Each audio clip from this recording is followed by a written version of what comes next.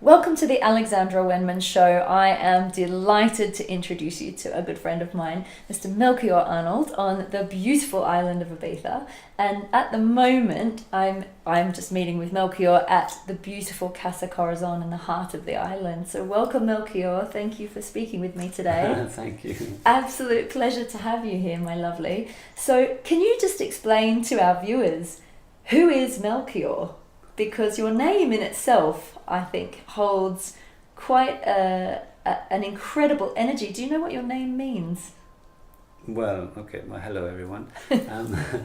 My name is a name that my mother says appeared to her in a dream as she was pregnant with me. If I start with my parents, who are hippies from New York and Paris that met in San Francisco and then traveled overland to India, and along that way I was conceived. So maybe somewhere around Afghanistan is what my mother says. My father's not so sure, but anyway. You just dropped in. Hello, here I am. Melchior, if you say in Hebrew, sounds a bit more like Malchior, which means king of light or king of gold. Or in Latin is oro, it's gold. And it's one of the three wise men that brought presents to Jesus when he was in the manger up there, right? With Caspar and Balthazar. With Caspar and Balthazar, who arrived, the three kings from the Orient, or the wise men of the Orient. It's very funny because in Spain or in South America, the 5th of January is the Three Kings Day, and that's their Christmas. That's when all the children get the presents. Okay. So I've actually, in the little village of San Juan here in the north of the island of Ibiza, I've been the King Melchior, the King giving of Kings. presents. So I arrive not on a camel, but on a horse or on a tractor, and call out the names of all the children to give them their King's Day presents. Wow, true to the name, yeah. True to form. So yes, I'm a hippie kid. My mother's French, my father's American. I grew up here on Ibiza. I came here when I was 2 years old, and then afterwards we went to Pune to meet Osho. Wow. Fortunately or unfortunately, however you look at it, he wasn't there at the time. I think he was traveling to Oregon to set up his new ashram over there. So I grew up with a lot of the Osho people, and then I grew up in Goa. I stayed in India for 3 years as a child, and I learned all of the Hindu mythology and religion through comic books or visiting the temples or Wow, and at that ripe age, when your brain is like a sponge, right? 7, 8, 9 years old. Wow. I had a Tibetan refugee who was my first yoga teacher on the beach in Goa. It just kind of happened. It was all magical, and it was all like, wow, so much information, so much stuff happening, and really learning about life and the world and magic and spirituality. And I also had the fortune to learn about religion from people from those religions, from Muslims, Christians, Hindus, atheists, hippies, Jewish people, so I grew up in a hippie community, but also interacting with the local Goan people who have all different religions in the different villages. They live side by side, but there's no conflict. Which is kind of true to the way you were conceived, I suppose, as well, like in that melting pot of all the ancient religions in the midst of it, and then you're sort of growing up amongst that mixture as well. Well, one of the teachers that I read, and it's like, wow, this is totally logical. I mean, apart from Buddha or some teachings of other different religious books or teachers, was Gurdjieff. So it's like the fourth way of living spirituality within the material world. So bringing down the subtle into the concrete. So that's something that is always intrigued me, and that's what I call alchemy. Alchemy, yes, there you go. Yes, I'm very interested in alchemy. I always have been. In school, I loved history. I loved studying about the Greeks, about the Egyptians especially. I still have to go to Egypt. It's funny I've been because to Cairo you look Airport. Egyptian, like you have this look about you. Yes, that's a bit yes. like They say, Egyptian "Oh, you look like the guy man. from The Mummy." Yeah, a little bit actually. Where are your rags, love?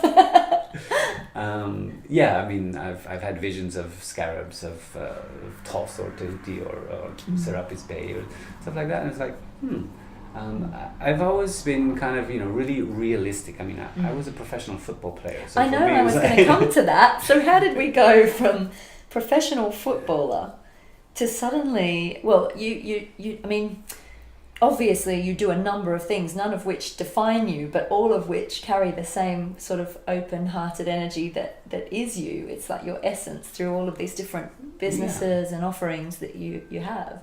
So I try to have fun. Yeah, it's wonderful. You're so finger in all pies, I suppose. But how did you come into the football initially? Well, I guess growing up as a hippie kid on Ibiza, I mean, first in Goa I started playing on the beach with the kids barefoot. You know, they called me like Chokudo or something, which means basically like goat foot. You know, so like I had a hard shot, you know, a hard feet.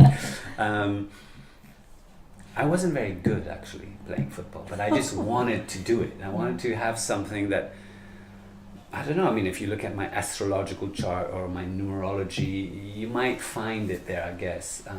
A certain kind of just like wanting to be part of the group, of the collective, so teamwork, that is something that's always defined me.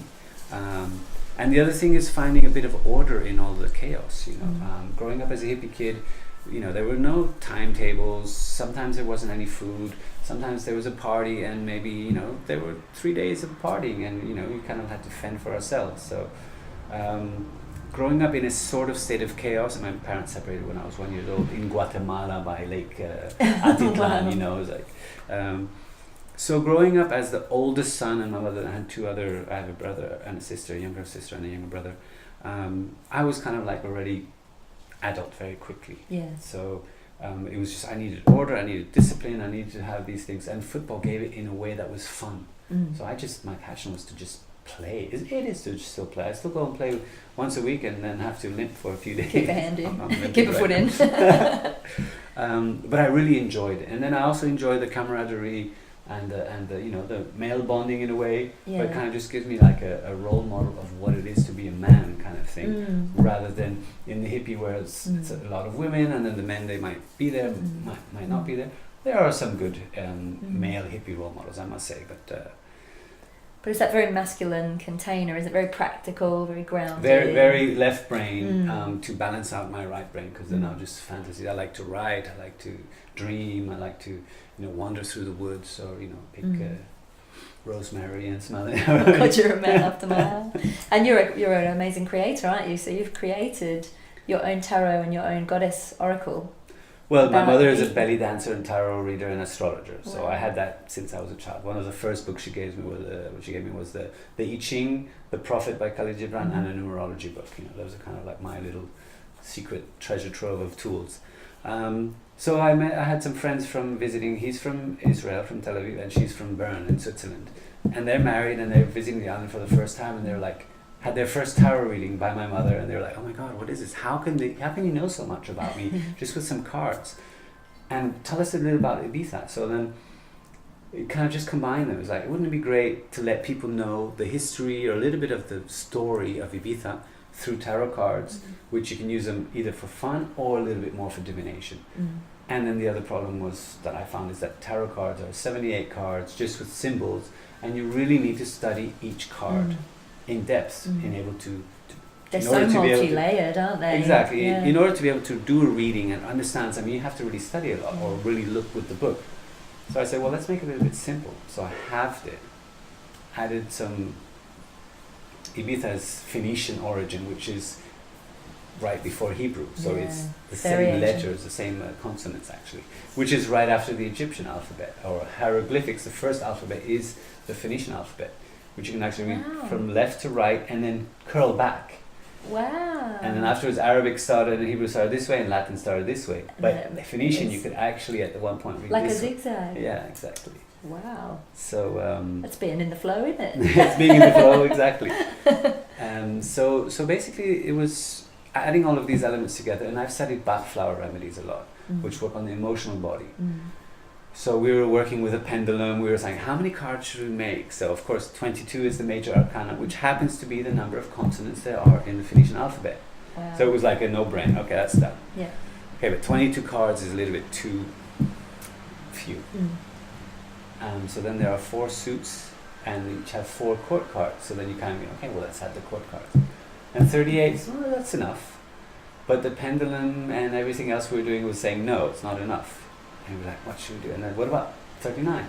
And it said yes. So then, of course, I clicked 39 is the Bach flower remedies, with the 39th one being the rescue remedy. So done. Tick. I should show you that yes, card. let's see the cards, because they're so beautiful. This is the Ibiza Tarot, the Oracle of Tanit. Tanit is the goddess, which I have Who's right above. watching over us as we speak. Yeah, there's a little booklet that explains it a little bit, makes it easier, a bit more in-depth explanations. But what I was saying before about how the tarot card is complex and symbols, well, we just added some text. So there's a drawing, so there's less emphasis on the actual drawing, on the design, but there's a bit more keywords right away. There's the Bach flower remedy, there's the astrology. Can I just zoom this in for Sure. our viewers? Meanwhile, I'll look for... The colours and the layering of the colours are beautiful too. All those different components. Yeah, they're fun. There's And a bit of that's the sacred back. geometry underneath. There's the goddess Tanit here, which you can, if you want to let's read it show out. you then, that. yeah. So Tanit, she goddess of Ibiza, but she's the Phoenician goddess, isn't she? Is through bursts of creative energy, you fulfill your potential. Yes, artistic inspiration and perseverance, creativity, and the flower remedy is willow. It's Venus, and it's the Empress, and Gimel is the letter. Is the letter in Phoenician, Hebrew, yeah. Yep, and it's kindness and completion. Right. This is a good omen. I like this one. I might hang on to this for a minute. Number 3, So, Holy Trinity. okay, so Ibiza is actually named after the Egyptian god Bes, B-E-S. So the ancient name was Ibosim or Yebes, Yebisa.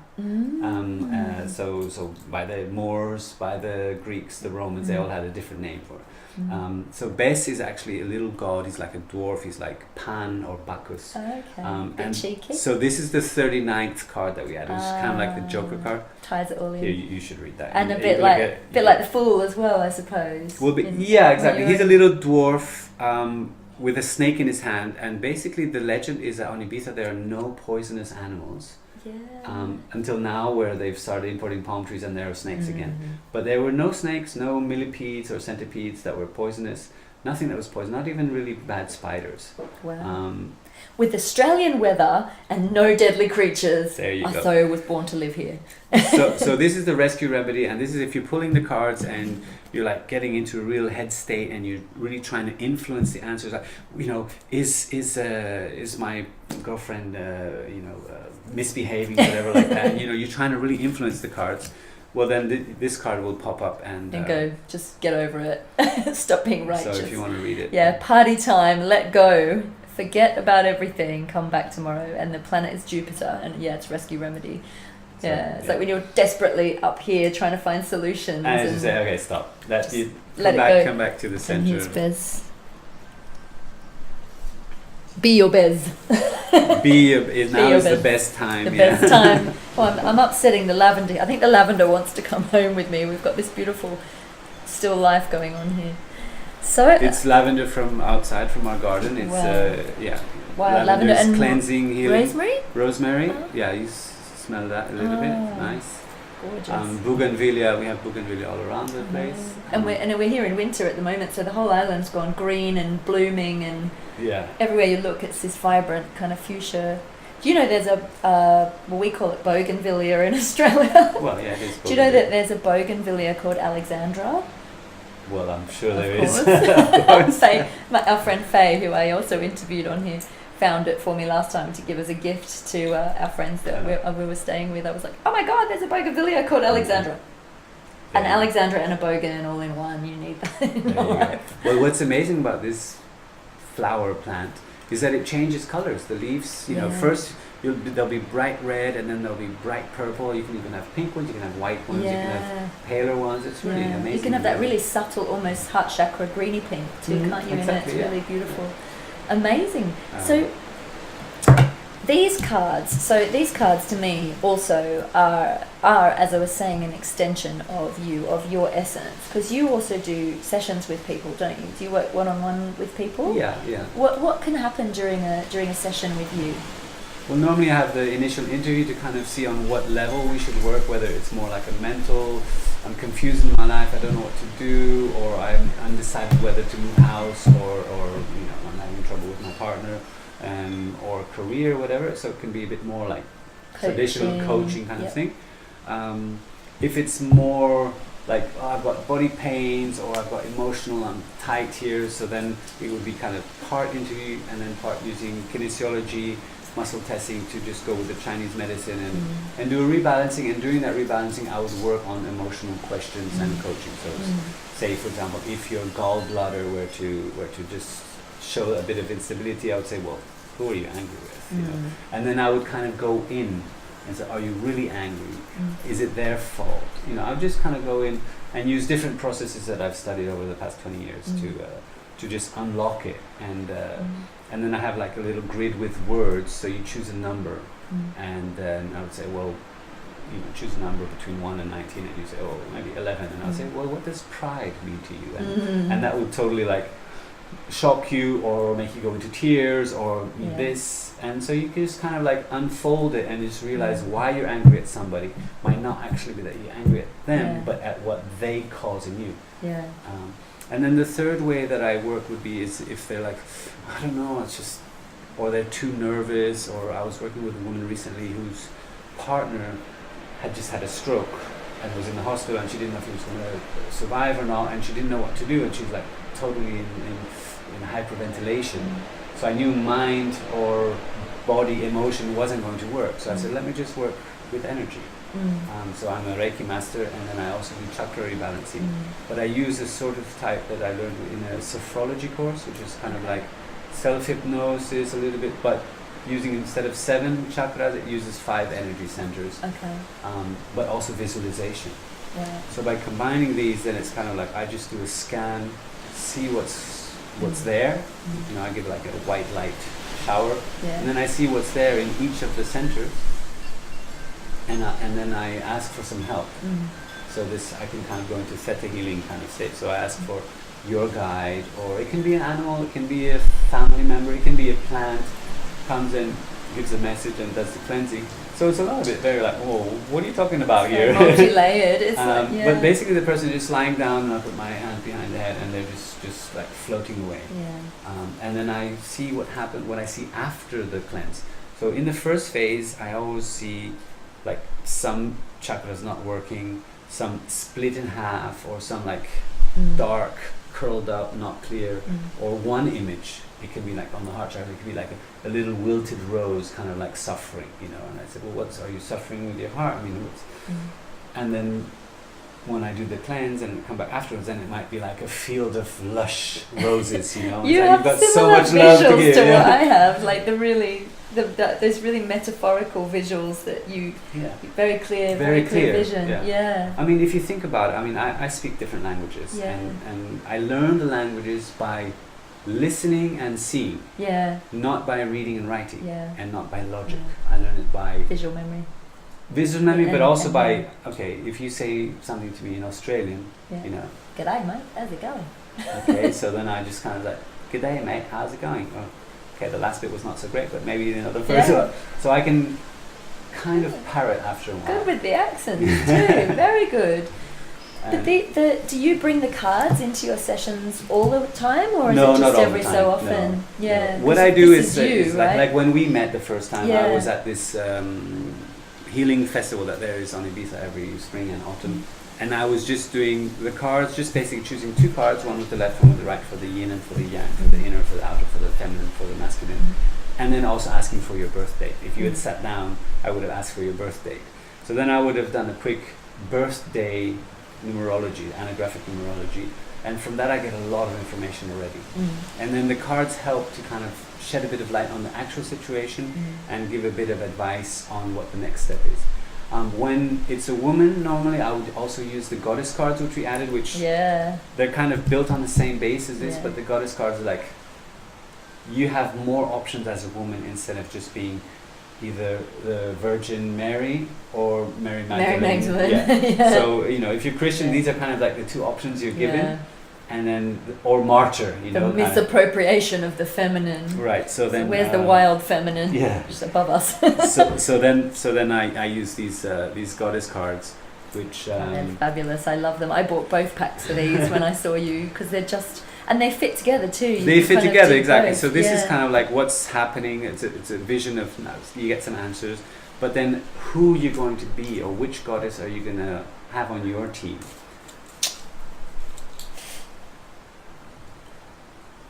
playing keyboard. Brrr. Who do I need on my team right now? Can I take 2 because there's 2 here? You love to take 2. I know, I just do it all the time. Oh, thank you. Okay. The beautiful thing about these cards and adding is that sometimes somebody will pick a Ibiza tarot card and will be in their classical tarot, it will be like strength. Yeah. And then they'll pick a goddess card and it will be the same one for strength. For strength. With a slightly different message, but it's like, okay, now it's your moment to be strong and you to trust. Feel that the you have energy on power. these really strongly. Well, yeah. and in the booklet, it's nice. It's a little bit different. What we did is we added a bit of the history or the legend of these goddesses. So you have Mat, who's the justice, who's the. I'm just going to show her. This is the Mat card. Justice and balance, and she's the Egyptian goddess of justice, isn't she? And well, she's going to weigh your soul to see which way you go. Yeah. So it's justice. It's making things proper, and it's Libra, of course. That makes total sense. I am, right? so that's very fitting. Everything will balance itself in divine order. So observe what is true and what is fair, and then receive what your heart desires, and also what you deserve. So it's karma here that's involved. So have you been good, or do you get the like Father Christmas sometimes says, have you been good or naughty? So then you get some charcoal, right? They get some candy charcoal. Or well, I was always the opposite. I was always almost too good and too inward looking, and this has been my recent thing of almost being, because as a healer and an empath, like, we know that everything starts with you, right? That I have this kind of old pattern of almost looking too much at myself and not calling out jerks when they're being a jerk, and saying no to people when I need to. And this has been an ongoing thread which I'm unraveling and obviously learnt a lot about. And then in recent times I've been stretching my muscle and saying no to people a lot and feeling how good that feels. But I've kind of slightly overstepped that mark a little bit, and now I'm coming back into the centre. So I think she's... Well, sometimes the extremes, it's like when you're on a seesaw, Yeah. First you have to find, and you hit the ground here, and then you hit the ground here, and then you kind of and then you slow it down, point. and then you manage to balance out. Yeah, it's like your biting point, isn't it? The way I've managed to deal with this same problem is, we're whipping up a storm here in Ibiza today. From such a nice sunny day, before I even got sunburned. I mean, I had like sunglasses lying here. Is I just divide myself into 2 times, not schizophrenia or anything. Basically, I'm an adult. Voices now. I'm an adult with my mind, but I'm also a little boy, and you're also a little girl. So when I'm confronted with a situation and I have to choose justice. Yeah. I always see, is it going to be just, correct, fair for the little boy? Because the little boy is the emotional side. Yeah. Because I can be altruistic, I can be empathetic, I can be really generous with my mind. What star sign are you? I'm a Pisces. You're Pisces. Yeah. But I have a Leo rising, so sometimes that flares up, and I was like, no, or I'll get angry and I'll seesaw to the other side, from being too nice to being too tough, Yeah, I'm Libra with Aries rising, so there I can you go. do the same. You get some fire under Got some fire. The main thing is exactly that. So it's like, if I have one candy, do I give it to the little boy, or do I give it to you? And if I give it to you and you don't say thank you, or there's no exchange, there's no balancing it, I'm going to be punished by this little boy. I, as the adult, will be punished by this little boy. So then you kind of say, okay, is it fair to my little boy or my little girl? And then it becomes a lot easier to make the decision. That's a really good analogy and a really simple way of looking at it. It's quite a beautiful way of looking at it. Well, I mean, there's a lot of these. There are a lot of these courses about healing your inner child, and that's one little thing, one little way to not hurt it more, at least. I do a lot of work with the inner child, and it's so important that we do honour that part of us. Often go in and hold hands with the inner child or give her a hug. It's good.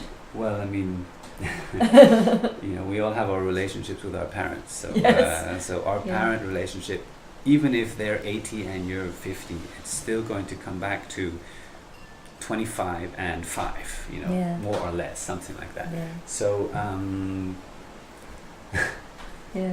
once we can start clearing that and at least knowing what's going on behind, and sometimes the goddess card will just help you say, hey, remember to be in balance.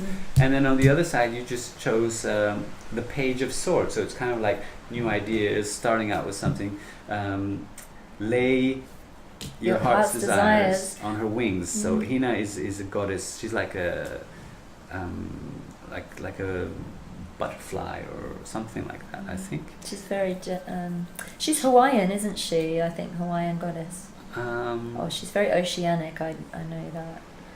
It's so dreamy. Yeah. She's dreamy. Yeah. Sprinkle your dreams on her moonbeams, and she'll make them come true. Excellent.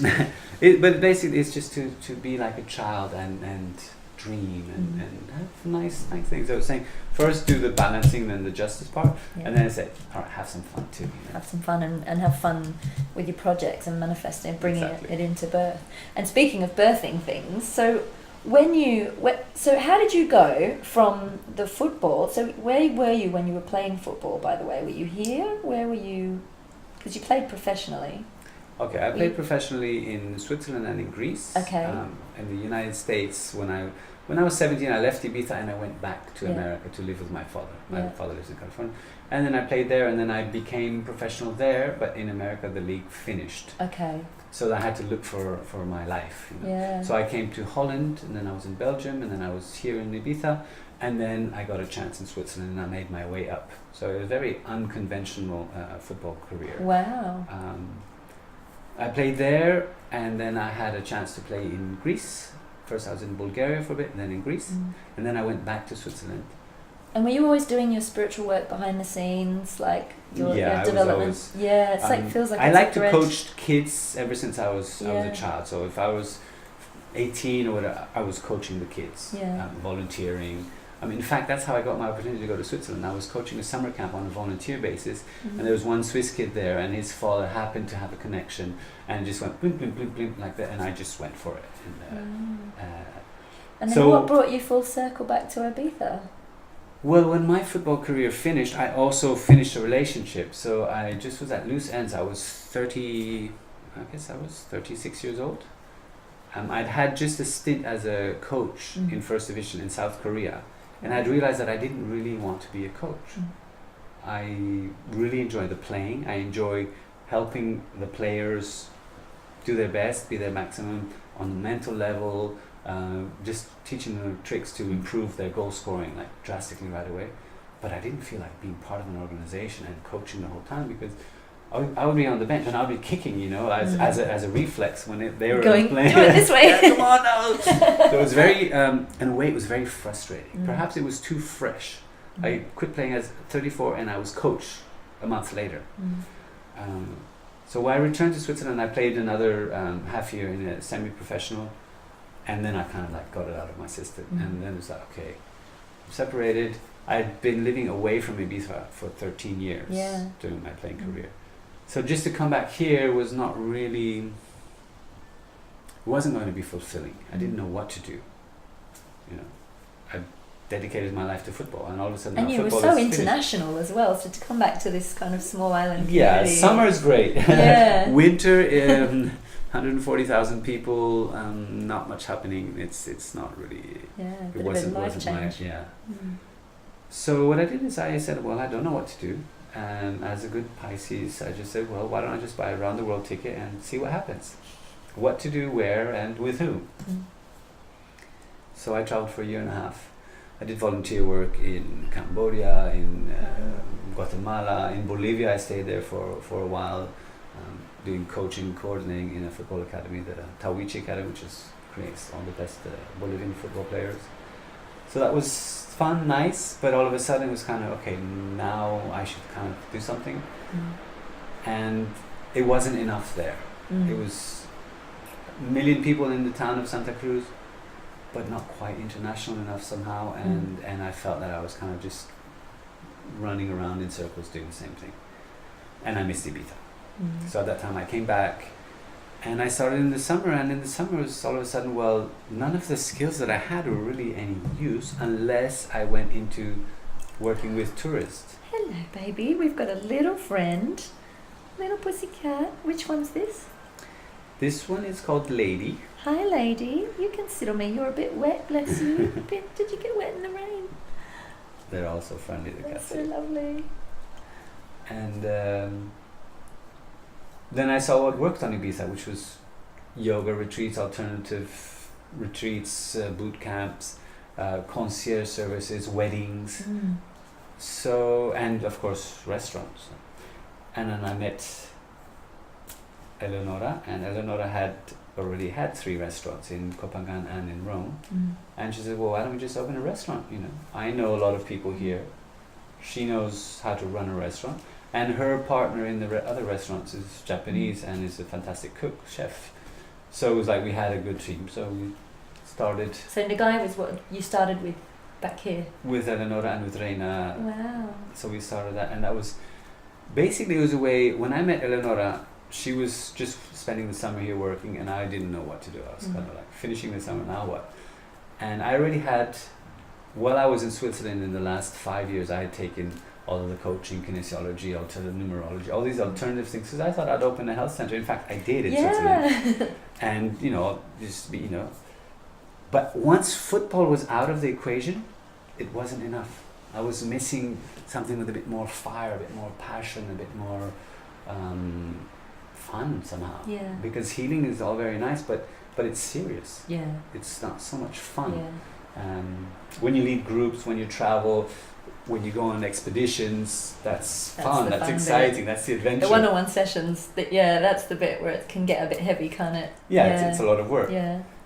And it's not, you know, on Ibiza, it's not always a steady thing. Yeah. If you're in a bigger city or there's a bit more of a steady. You also have a melting pot of healers here too, don't you? It's like. Well, there are very good international healers Amazing. here that do every single possible therapy imaginable. Yeah. And also they keep on going out and improving themselves and coming back. So the local pool of, how would I say, people that are interested in is quite small. Yeah. So in the summer it's larger, but that is people coming here. So Ibiza is very good for healing retreats and workshops, but it always, or most of the time, it's people that come from outside and a few people that are here. Yeah. Well, the ones that we know that are here, that are based here, you have such authentic, beautiful souls that kind of are drawn to this island, and you kind of have the pick of the bunch here. I think it's really wonderful. Yeah, it's. Somebody asked me, "What is your profession?" Including this one. What is your profession? And I was like, that's a tough question. But let's say my profession is to live on Ibiza. Yeah. And that kind of covers all the bases. Yeah. And sometimes I work as an interpreter, a simultaneous interpreter in the conferences for, I don't know, some big glasses company. Another time I'm at the restaurant as a host. And then here, Casa Corazon. So let's talk about Casa Corazon, because this place is, well, it is like the heart of Ibiza in many ways, isn't it? I came here many years ago just to tell our friends. Melchior and I have a mutual friend, Faye. We mentioned Faye earlier. And Faye brought me here many moons ago when it was owned by Val. So did you know Val when she was here? Tell us a little bit about Val and how this place came to be, a little bit of the history of Casa Corazon. Well, Val is because she still is. She's still very much here, I think. Val was, let's put it in a very easy way to understand. She was an old hippie, single mother with 2 kids, and wanted to live on Ibiza, and didn't have many skills, let's say. However, she was a wonderful mother. So she rented this big house, which is 250 years old. It's an old finca, which means farmhouse, land house. The walls are mostly this thick. There's a lot of humidity. It's a house that kind of is alive. It needs to be lived in. So she lived here, and she realized she couldn't pay for the rent just by not doing anything. So she started out renting out rooms, and she'd rent out rooms. And because it's such a quaint, classic house, models would come and do photo shoots here, or there'd be like a group having a wedding, and we need 4 extra rooms, so they'd come in. And she's a nice English lady, cup of tea, love, and just sit around this table and just talk. And she'd traveled a lot. She's Really interesting and lovely woman. And another thing she did was do meditation or just like women's groups, women's She had circles. a teepee, didn't she? She had a teepee garden. out there in Yeah. the field, and then here in the living room they'd sit around, and Yeah. she was, you know, a bit of a Wicca shaman, witch kind of. Yeah. So she has, you know, a lot of the things that are still here. Some were left by her when she passed away, and we thought were part of the house. That's so lovely that you kept a Yeah, lot we of kept her some things. touch. Yeah. And some things which we didn't understand, which we didn't know what she used them for, then her daughter came and picked up, or we gave away. So there's still a lot of her energy here. And we wanted to continue in that. However, we realized that we needed to fix a lot of the house. So we repaired a lot, we did a lot of remodeling. We built a yoga shala, 50 square meters. Yes, it's absolutely stunning.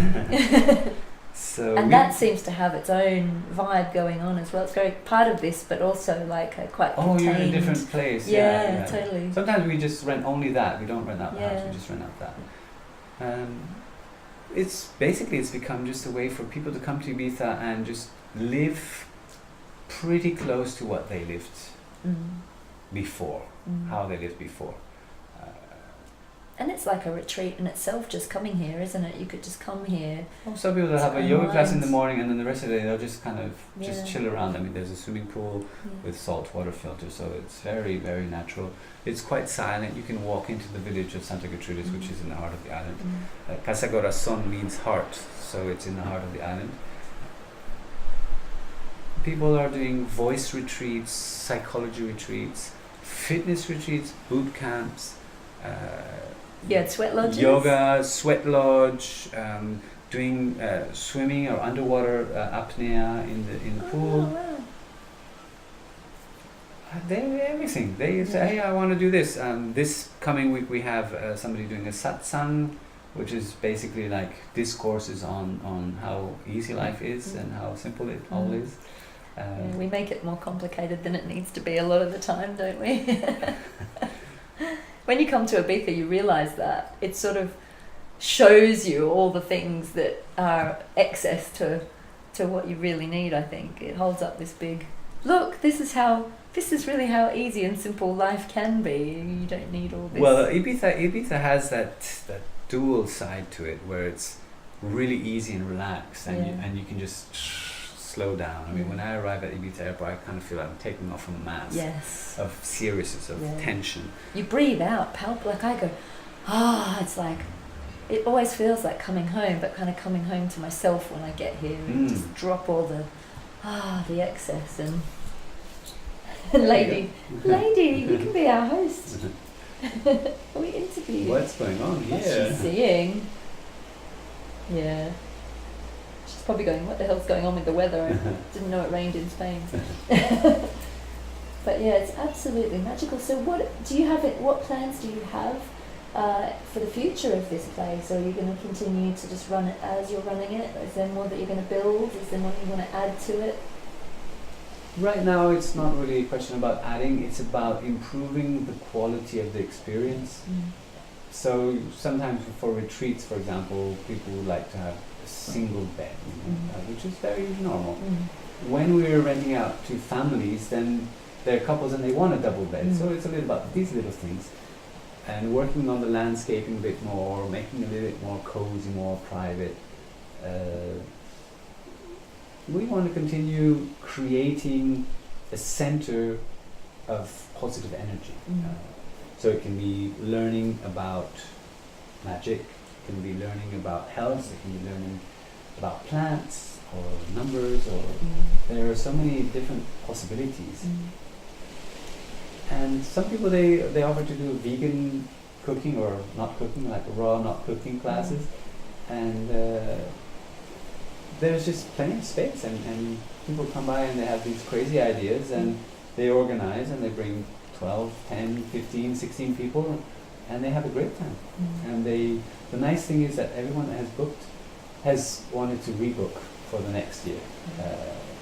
So that's It sort of calls you back, I think. As we were driving into the driveway, I was telling Lorraine about how, gosh, I don't even remember, I think it must have been 6 or 7 years ago that I first came here. I haven't been back since that first time when I came with Faye and met Val, and we had a meditation in the teepee, and there you go.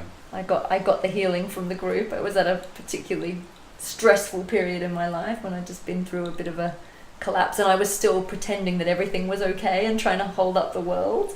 And there was a group, there must have been about 8 women in the teepee, and Val was like, oh, we always give healing to one person that we feel needs it the most. And I was like, la la la, completely in denial, and pointing to one of my friends that was there going, yes, she needs it. And everyone pointed at me and went, get in the middle.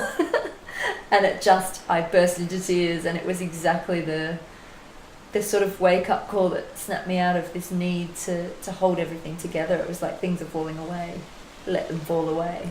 And I'll never forget that gift that Val kind of gave me that day. And so coming back here feels really like something's come full circle, and it feels really special. And I'm so pleased that you have taken this place on, because you're such the right guardian for this heart. It's wonderful. Thank you. I had a really nice relationship with Val. I would send her clients. I knew her from before. I actually used to play baseball with her son. Cute. And we had one summer job together, her son and I, painting somebody's house. One of those Ibiza summer odd jobs as a kid. What can I do? I need to have a bit of cash in my pocket, and do this, do some gardening, do some painting. Which in itself is like wax on, wax off, right? Bit of.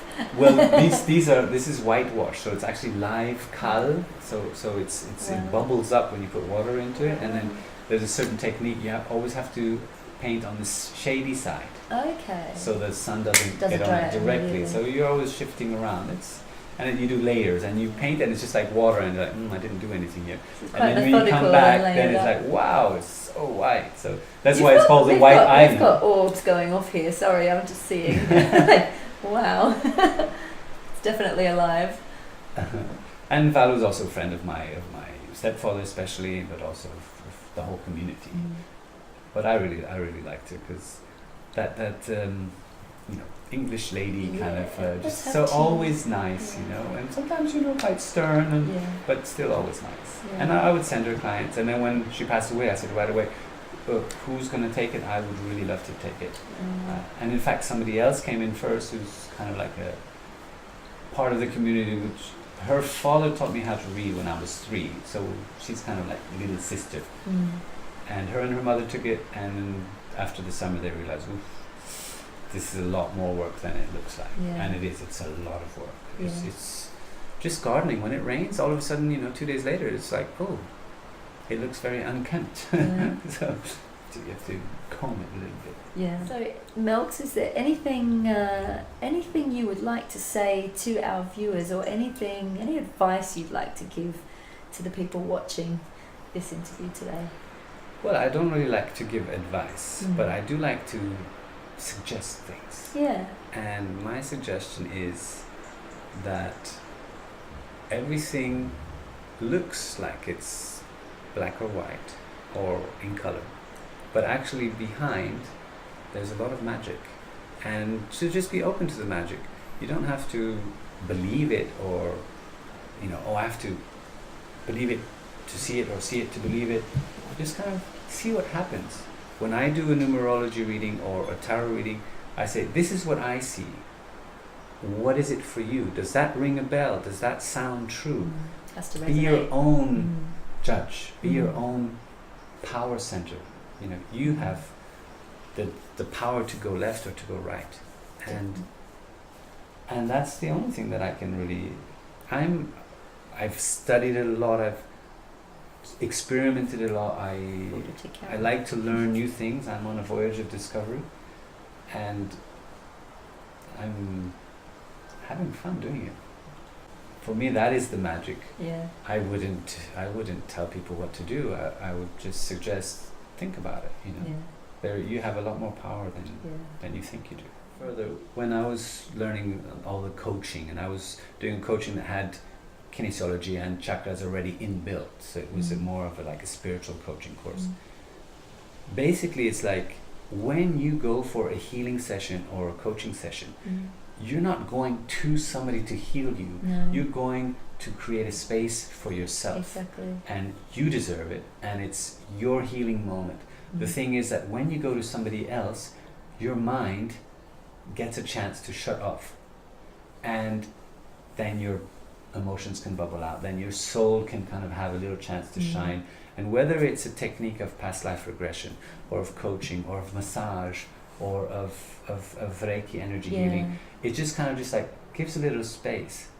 And if there is a feedback afterwards where you get to explain what you felt and the other person gets to explain what they saw, then I think that closes the circle, and that just says, wow, that felt really good. I dedicated some time to myself today I used the card of hypnosis, or today I used the card of massage, or of acupuncture, or of whatever. So you've got Nagai. So what's the website for Nagai if people want to know more about the restaurant? Okay, well, lady. Just let Melchior get some screen time, would you, girl? Let's close. So, well, everything that I do mostly in a team. So the restaurant Nagai is nagairestaurant.com. And so worth coming and sampling. It's healthy food that's tasty and has options for vegans and for vegetarians and for some raw, not too much raw, but mostly just healthy, tasty food. We like to have really good ingredients because we eat there every day. So. And it's a beautiful, beautiful setting. You've created such a serene environment, atmosphere, and it's an amazing boutique. So I'm just going to put it out there for the shop. Well, it's similar to this. It's an old house, 200, 220 years old, that we try and keep. We call it Ibiza Zen kind of, and then we with art, with nice clothes, with music. And amazing bathrooms as well. Everything's just gorgeous. It's really nicely done. Sometimes you get lucky with what you find. Yes. Amazing. And for your healing work, how can people find you? That is something that is a little bit more difficult. He's underground. Am I exposing you now? I normally only work with word of mouth. Direct from other people recommendations. So come to Ibiza and maybe you'll run into Melchior, and maybe you could stay here and have dinner at Nagai, and then you might end up having... Well, I don't want to be too complicated, no. My direct email is melchior.ibiza@gmail.com. Very simple. I don't have a website. I wouldn't know what to put on the website, to be honest. No, because we don't have labels, right? I mean, I have the same thing. My website is just alexandrawenman.com, and I never know what to call myself. I have to give you a new business cards because I've written like this whole paragraph on like what I do. Because like, what do you call yourself? And it's so multifaceted. Yeah, exactly. Yeah. I have a friend, we had this conversation maybe 10 years ago in Goa. She's a breath worker. Yeah. And that's one thing that she does. Just one thing. And we were doing an exchange. I was doing the Kinesiology. And she said, oh my God, I love this so much. This grid with the words, it just blows my mind. Can you teach it to me? Or you have to teach it. So she wants to do a course with me. And basically what she did, she put a wheel with spokes of everything that she does. That was it. You know, wow, that's a great idea. Because she couldn't come out with one definition. Yeah. And that's what she did. And so for people who are coming to the island and would like to come and stay at Casa Corazon, do you have a separate website for the... So we don't have a website at the moment. We did have a website. We had to take it down because of the laws have changed here. So, I mean, basically we're allowed to have guests that are friends. Yeah. So it's a little bit... So email Melchior at... Or you can also email Casa Corazon with a Z, Ibiza @gmail.com. Casa Corazon Ibiza@gmail.com or melchior.ibiza@gmail.com. Yeah. Okay, wonderful. My dear friend. This is Ibiza. I know, and it's so funny. We organised to meet at 2:30 today, and we both turned up at 2:48 on Ibizan time, but kind of at the same time. It was hilarious. Yeah, it's Ibizan time. It'll be fun. But what a joy to speak to you today, my good friend, and thank you for showing me around here and just for your beautiful open heart and hospitality, and I hope that everyone's enjoyed listening to Melchior today and your generous wisdom. Thank you so much. Thank you, that's really kind. Yeah.